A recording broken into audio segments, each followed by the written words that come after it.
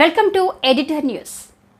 తెలంగాణ రాష్ట్రంలో అసెంబ్లీ ఎన్నికల నుంచి మొదలుకొని పార్లమెంట్ ఎన్నికల వరకు కాంగ్రెస్ సిపిఐ పార్టీలు చెట్టా పట్టాలేసుకొని తిరిగారు.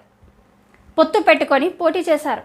రెండు పార్టీల వారు అనుకున్నట్టుగానే రాజకీయ అవసరాలు తీర్చుకున్నారు. కానీ ఇద్దరి మధ్య దోస్తానా చెడిందా, లేదంటే ప్రజల సమస్యల కోసం సిపిఐ మాట్లాడక తప్పడం లేదా, ఇంకా రాజకీయంగా అంతర్గతంగా ఏమైనా ఇద్దరి మధ్య తేడాలు వచ్చాయా అనే అనుమానాలు సైతం రెండు పార్టీల శ్రేణుల్లో వ్యక్తమవుతున్నాయి. అధికారంలోకి వచ్చిన కొత్తలో రెండు పార్టీల నాయకులు ఆరోగ్యకరమైన వాతావరణంలోనే ఉన్నారు.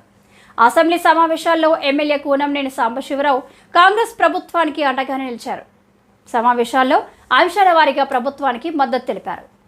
కొద్ది రోజుల కిందట సిపిఎం నేతలు రాఘవులు, జూలకంటి రంగారెడ్డి సహా పలువురు నేతలు సైతం సీఎం రేవంత్తో ప్రజా సమస్యలపై చర్చించారు.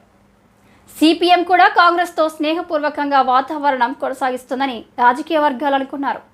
ఇంతలో సిపిఐ కాంగ్రెస్ పార్టీల మధ్య ఏం జరిగిందో ఏమో తెలియదు, కానీ ఇద్దరి మధ్య అనారోగ్యకరమైన వాతావరణం మాత్రం స్పష్టంగా కనబడుతుంది. ఎన్నికల్లో రాజకీయ అవసరాలు తీరినాయి. ఎన్నికలకు ఇంకా చాలా సమయం ఉంది. అప్పటి వరకు ఉన్న పరిస్థితులను బట్టి ఆలోచించేది కాబట్టి తమ ఉనికిని చాటుకోవడానికి ప్రజల్లోకి వెళ్ళాలి. కాబట్టి ప్రభుత్వ పనితీరును ఎండగడుతూ ప్రజల్లోకి ఎర్ర జెండాలు వెళుతున్నాయని అభిప్రాయాలు సైతం రాజకీయ వర్గాల్లో వ్యక్తమవుతున్నాయి.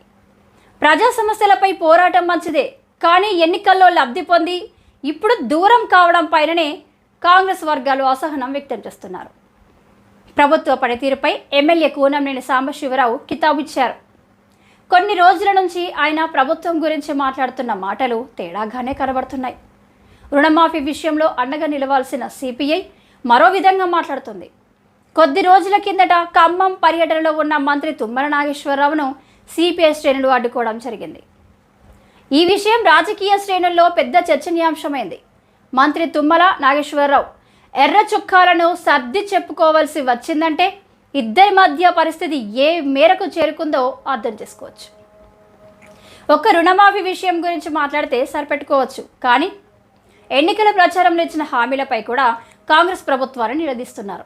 హామీలను అమలు చేయని నేపథ్యంలో ప్రజల పక్షాన నిలబడతామంటూ ఎమ్మెల్యే కూనంనేని హెచ్చరించినట్టుగానే మాట్లాడారు. ప్రభుత్వం అమలు చేస్తున్న హైడ్రా విషయంలో కూడా సిపిఐ నిలదీసినట్టుగానే మాట్లాడుతుంది. పేదలు, మధ్యతరగతి ప్రజలకు నష్టం చేస్తే సహించేది లేదంటూ హెచ్చరించింది ఎర్రజెండా పార్టీ.